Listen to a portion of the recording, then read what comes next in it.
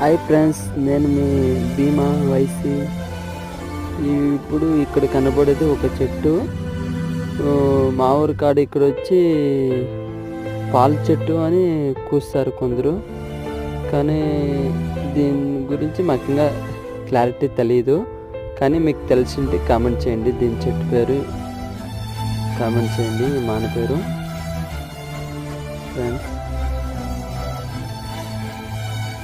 Please అలాగే like చేసి support చేసి సబ్స్క్రైబ్ చేసి సపోర్ట్ చేయండి ఫ్రెండ్స్.